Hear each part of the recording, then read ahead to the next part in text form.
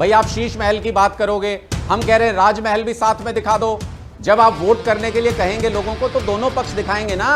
आप शीश महल में भी मीडिया लेके चलिए, राजमहल में भी मीडिया लेके चलिए। हमारी तो 10 साल पुरानी पार्टी है, अभी डेवलप हो रहा है, तना मजबूत होगा समय के साथ साथ। इनका तो खोखला हो चुका है, भ्रष्टाचार से खोखला हो चुका है। जिस मुद्दे पे जाते हैं उसी से भाग जाते हैं। हम आज मीडिया को लेके गए, इन्होंने घुसने क्यों नहीं दिया?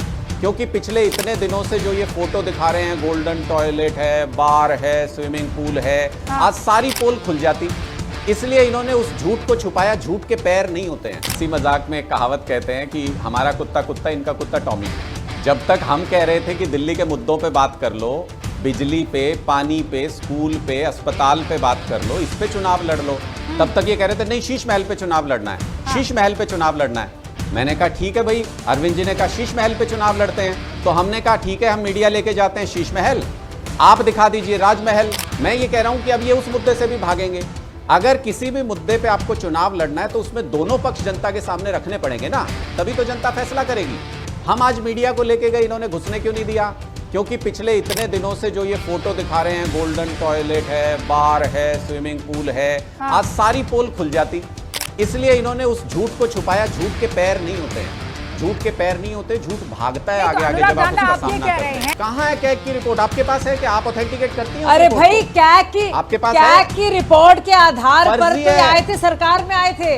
अरे कहाँ है कैग की रिपोर्ट शाजिया जी? कार्यकाल में कैग के रिपोर्ट को लेकर और खबरों को लेकर पर्चों को केजरीवाल बन गए मुख्यमंत्री। कैग की रिपोर्ट और वो कैग। अभी ये कहा गया कि तना कमजोर है आम आदमी पार्टी का भी और बीजेपी का भी।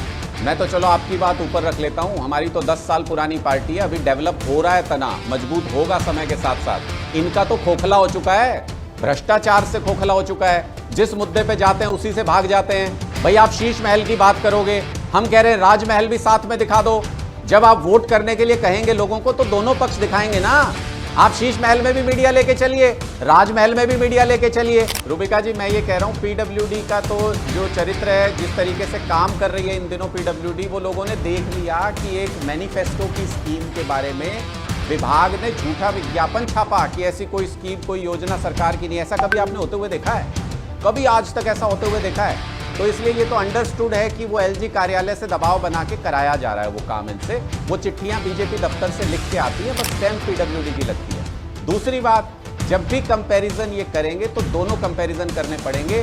मैं सुन रहा था अभी, हमारे एक्सपर्ट्स भी बोल रहे थे कि प्रधानमंत्री जी हैं, उनकी सुरक्षा का मामला है। तो चुने हुए मुख्यमंत्री की सुरक्षा का कोई मामला नहीं, मरने दें उनको। पहले मंत्री थी आतिशी जी, मंत्री के घर में रहती थी।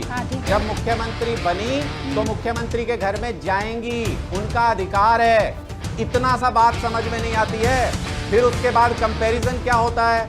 फिर उसके बाद कंपैरिजन, मुझे इस बात पे सख्त आपत्ति है, दिल्ली के 1.5 करोड़ लोग जिसको चुन के भेजते हैं उसकी कोई इज्जत नहीं है। जिसको प्रधानमंत्री जी को देश के लोगों ने चुन के भेज दिया वही सब कुछ हो गए। अरे अगर प्रधानमंत्री की सुरक्षा है तो मुख्यमंत्री की भी सुरक्षा है। अगर प्रधानमंत्री का सम्मान है तो मुख्यमंत्री भी चुने हुए प्रतिनिधि हैं।